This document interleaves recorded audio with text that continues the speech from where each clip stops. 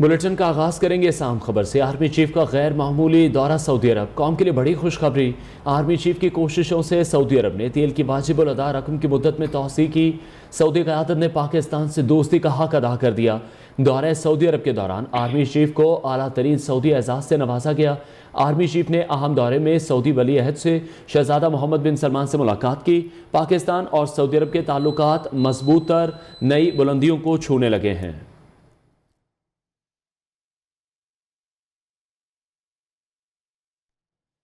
Army chief general Qamar Javed Bajwa ने Saudi अरब का सरकारी दौरा किया। ISPR के मुताबिक आर्मी चीफ ने वली अहद मोहम्मद बिन सलमान से जद्दा में मुलाकात की। Army chief general Qamar Javed Bajwa को king Abdul Aziz medal of excellence class से नवाजा गया। Army chief general Qamar Javed Bajwa ने सऊदी अरब के चीफ ऑफ जनरल स्टाफ से भी मुलाकात की। मुलाकात के दौरान दिफा और सिक्योरिटी से मुतालिक बाहमी दिलचस्पी के उमूर पर गुफ्तगू की गई।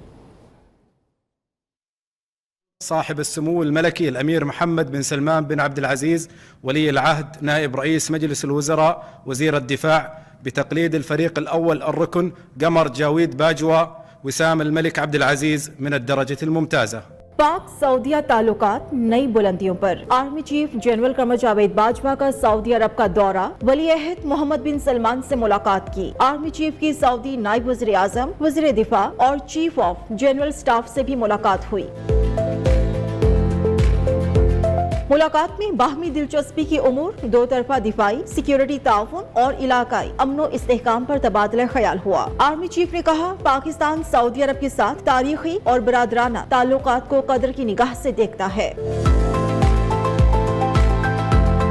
शाही महल में आर्मी चीफ के एजाज में तकरीब का एहतमाम हुआ। Army chief general Qamar Javed Bajwa को king Abdul Aziz medal of excellent class से नवाजा गया। قمر جاويد باجوا وسام الملك عبد العزيز من الدرجة الممتازة। दोनों ममालिक के दरमियान मुश्तरका तरबियत, फजाई दिफा, इंसदाद दहशतगर्दी, मवासिलात, इंफॉर्मेशन डोमेन के शोबों में ताउन बढ़ाने पर इत्तेफाक किया गया।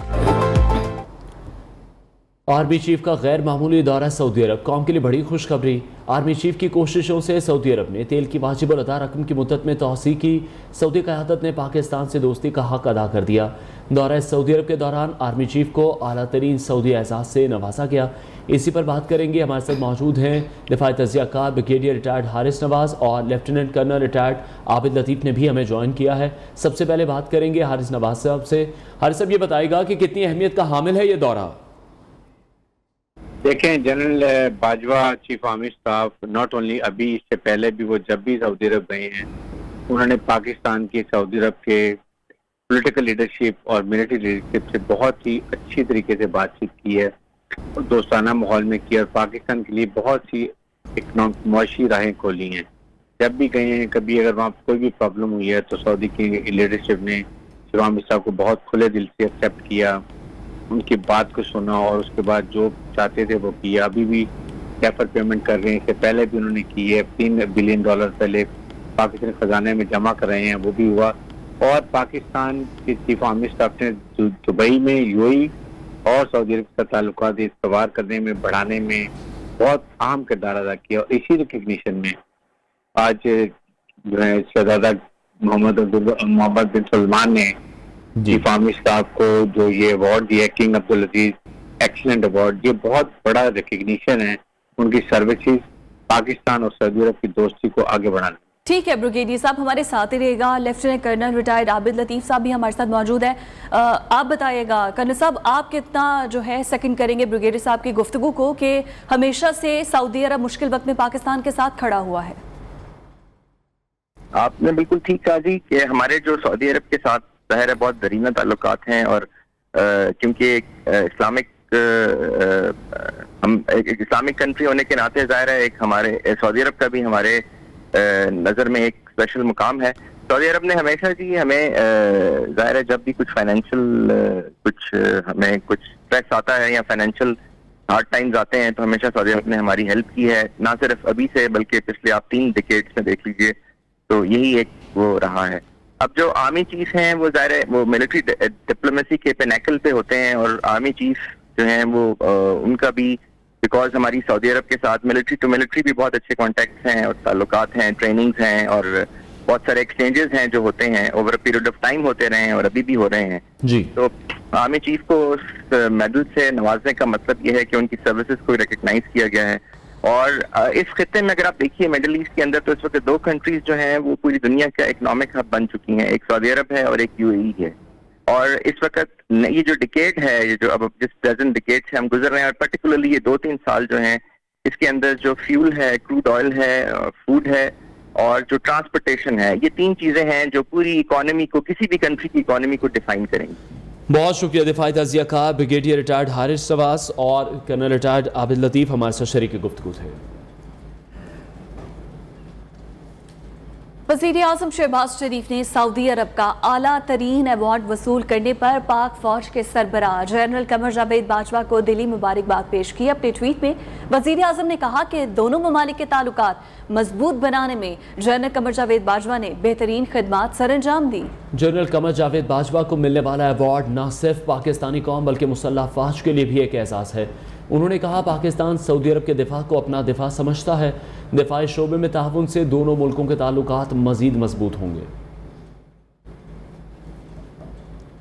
चेयरमैन उलमा काउंसिल हाफिज ताहिर महमूद अशरफी का कहना है सऊदी अरब की जानिब से army chief general Qamar Javed Bajwa के लिए एजाज़ मुल्क व कौम के लिए एजाज़ है। कौम खादिमुल हरमैन शरीफैन शाह सलमान बिन अब्दुल अजीज़ वली अहद मोहम्मद बिन सलमान और सऊदी अवाम की शुक्रगुजार है। ताहिर महमूद अशरफी ने army chief general Qamar Javed Bajwa, पाक फौज और पाकिस्तानी कौम को मुबारकबाद भी पेश की।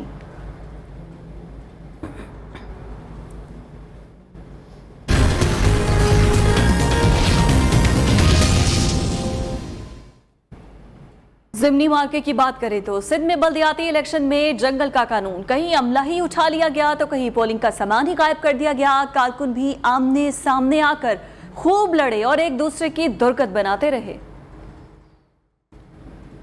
न्यूज़ की स्क्रीन पर आपके मनासिर भी इस वक्त मुलाहिजा कर रहे हैं। सिंध में बल्दियाती इलेक्शन के मनासिर हैं जहां जंगल का कानून देखने में आया, कहीं अमला ही उठा लिया गया तो कहीं पोलिंग का सामान गायब कर दिया गया। कारकुन भी आमने सामने आकर खूब लड़े और एक दूसरे की दुर्गत बनाते रहे।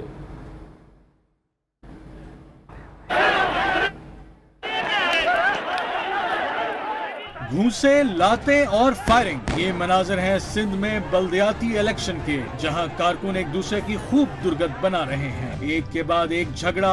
बल्दियाती इलेक्शन में मुश्तिल कारकुनों को रोकना मुश्किल ही नहीं, नामुमकिन बन गया। नौशहरो फरोज की तहसील मोरो में यूनियन काउंसिल डिबारजा के पोलिंग स्टेशन में कारकुनों में झगड़ा हुआ, गोलियां भी चल गईं। जैकबाबाद यूनियन काउंसिल कुंदरानी की पोलिंग स्टेशन 517 में 2 ग्रुपों में तसादुम, लाठियों का हुआ आजादाना इस्तेमाल।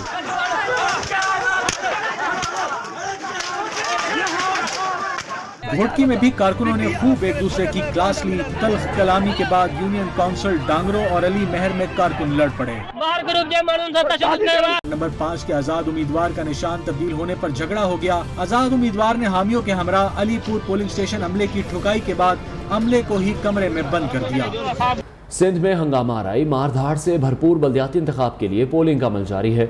मुख्तलिफ अजला में झगड़े सुबह से ही जारी हैं। कंदकूट में पोलिंग स्टेशन तोड़ी पर नामालूम अफराद ने हमला करके प्रिजाइडिंग अफसर समेत इलेक्शन का तमाम अमला अगवा कर लिया। मुख्तलिफ शहरों में पोलिंग की ताज़ा तरीन सूरत हाल क्या है, हमारे नुमाइंदगान हमारे साथ मौजूद होंगे, उनसे अपडेट जानेंगे। और सबसे पहले कंदकोट का रुख करेंगे जहाँ पर अपडेट करने के लिए हमारे साथ मौजूद हैं कलीमुल्ला से मजीद जानेंगे। कलीमुल्ला बताएगा इस वक्त कंदकोट में क्या सूरत हाल है, कोई तोड़फोड़, कोई बदनज़मी के वाक़यात रिपोर्ट हुए? ये कंदकोट के करीब इलाका है टोड़ी बंगलो, जहाँ पर जो कि यूसी ददड़ की जो कि पोलिंग स्टेशन कायम थी, जहाँ पर जो कि डाकुओं ने जदीद असलहे से जो कि हमला कर दिया है। वहाँ पर जो कि 10 से ज़ायद जो पोलिंग का अमला है वो तमाम जो सामान है पोलिंग के, बेल्ट पेपर और बेल्ट बॉक्स वगैरह तमाम अपने साथ ले गए हैं और दरियाए सिंध के रास्ते कश्ती के ज़रिए जो है कि पोलिंग अमले को यरमाल बनाकर अगवा कर लिया गया है। इस वक्त तक जो है कि वहाँ पर पोलिंग का अमल रुका हुआ है। दोनों ही फरीक जो कि JUI और पाकिस्तान पीपल्स पार्टी से ताल्लुक़ रखते हैं और रेंजर्स भी वहाँ इलाके में मौजूद हैं, पुलिस अमला भी वहाँ पर मौजूद है जो कि चौकस है। ताहम जो अभी तक पोलिंग का अमल शुरू नहीं हो सकता है। जी ठीक है कलीम, हमारे साथ ही मौजूद रहिएगा। झड्डू का रुख करेंगे, शकील मुजाहिद हमें मजीद अपडेट करेंगे। शकील बताएगा यहाँ पर इंतजाम कैसे रहे आज?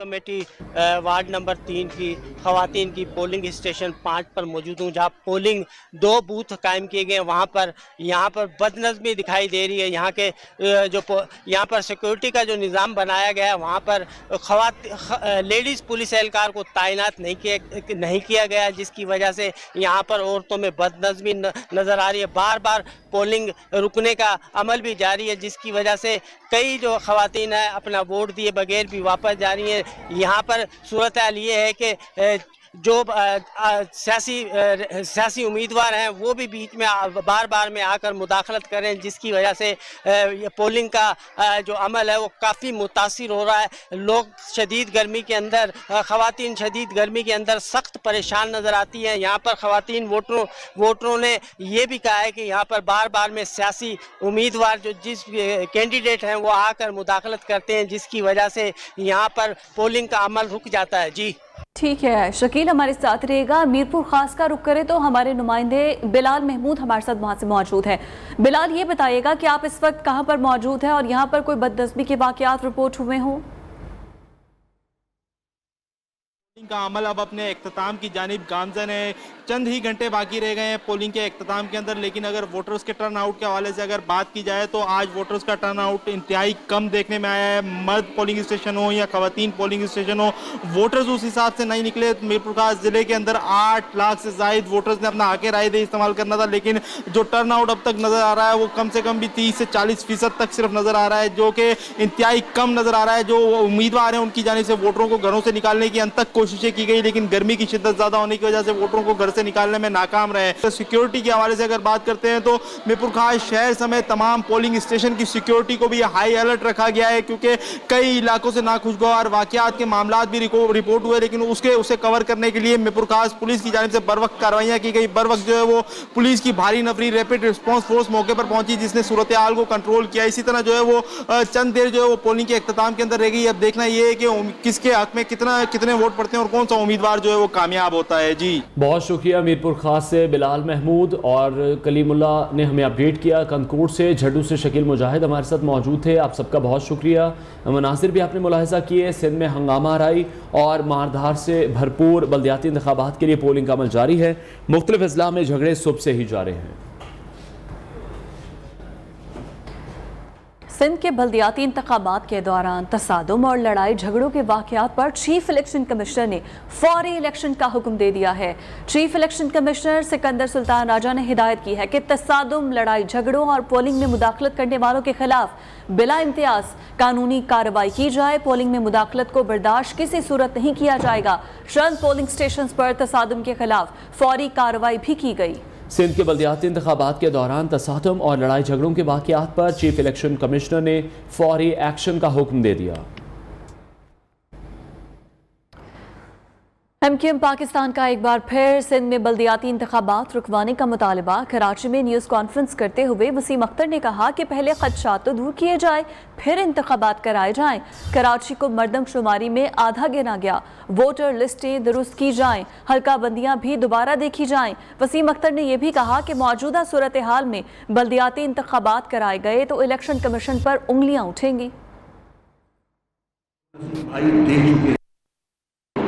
डिलिमिटेशन में जितनी खराबियां हैं वो सबके सामने इलेक्शन कमीशन को फरोग नसीम भाई दे चुके हैं। वोटर लिस्ट की जो खामियां हैं, ड्यूल 2-2 वोटर लिस्टें मौजूद हैं, कन्फ्यूजन हो रहा है पोलिंग बूथ्स पे। उसके बाद सेंसस, ये सारे खदशात हम इलेक्शन कमीशन को भी दे चुके हैं, कोर्ट में भी दे चुके हैं।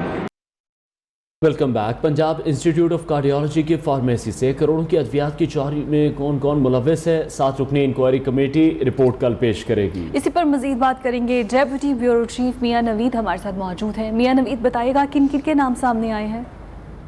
जी बिल्कुल, बताया जा रहा है कि तकरीबन 5 करोड़ की जो अद्वियात है, जो डिस्पोजेबल आइटम्स है, वो PIC से चोरी कर ली गई हैं। इस हवाले से MS की जानिब से 7 रुकनी इंक्वायरी कमेटी बनाई गई है, जिसमें प्रोफेसर और फार्मासिस्ट और दीगर जो है वो अफसरान इसमें शामिल है। ये पूरे मामले की तहकीकात के बाद कल रिपोर्ट जो है वो पेश की जाएगी। इस पर देखना होगा कि इंक्वायरी कमेटी किस तरह तहकीकात करती है और कौन कौन इसमें मुलव्वस है। इस हवाले से कल इसका पता लगेगा। लेकिन ये मैं बता दूं कि इंक्वायरी जो टीम है ये फिजिकल वेरिफिकेशन करेगी फार्मेसी की, सरकारी फार्मेसी की, वहाँ पर अद्वियात और उसके साथ साथ जो डिस्पोजेबल आइटम्स हैं, तमाम जो चीज़ों की फिजिकल वेरिफिकेशन के बाद और तहकीकात के बाद कल जो है MS को रिपोर्ट पेश की जाएगी कि सरकारी अद्वियात, सरकारी अस्पतालों से कैसे चोरी हुई। कल रिपोर्ट पेश की जाएगी। बहुत शुक्रिया आपका। ईद उल अज़हा के करीब आते ही कराची की मवेशी मंडियों में रौनक बढ़ जाती है। सिब्बी की आला नस्ल के बछड़े भी कराची के मवेशी मंडी पहुंच गए हैं। खूबसूरत जानवरों की कीमतें भी उनके कद की तरह आसमान को छू रही हैं। इस वक्त मवेशी मंडी में मौजूद न्यूज़ के नुमाइंदे जाहिद गफ्फार हमें मज़ीद अपडेट करेंगे। जी बिल्कुल, कराची की मवेशी मंडी में गहमा गहमी जो है अपने अरूज पर पहुंच चुकी है। इस वक्त मैं मौजूद हूँ एक ऐसे ब्लॉक में जहां पर सिब्बी के आला नस्ल के जानवर फ़रोख्त के लिए जो है यहाँ मौजूद हैं। और यहाँ पर हमने देखा कि ख़रीदार की भी जो है आमद का सिलसिला शुरू हो चुका है और यहाँ पर छोटे बच्चे आए थे और यहाँ जानवर को प्यार भी कर रहे थे। और मेरे अकब में आपको दिख रहा होगा कि ये सिब्बी की जो बिल्कुल आला नस्ल है वो नस्ल यहाँ मौजूद है और इसको किस तरीके से बांधा गया है, किस तरीके से इसको यहाँ रखा गया है। और इसका वज़न जो है तकरीबन 40 मन है और इसकी जो इसका मालिक है वो इसकी कीमत जो है डिमांड कर रहा है 45 लाख रुपये। और इसके बिल्कुल सीधे हाथ के ऊपर एक और जानवर है सिब्बी की, ये भी आला नस्ल है और इसकी जो कीमत है वो 65 लाख रुपए है और इसका वज़न तकरीबन 40 मन है। और इसकी हाइट जो खुद क्योंकि अपनी ख़ास अहमियत रखते हैं सिब्बी के जानवर अपनी कद आवर होने के लिए, तो तकरीबन 7 फुट इसकी हाइट है और जो मेरे सीधे हाथ पे इसकी हाइट 6 फुट है। और इसी तरह जो है आला नस्ल के जानवरों की आमद का सिलसिला भी जारी है कराची की मवेशी मंडी में।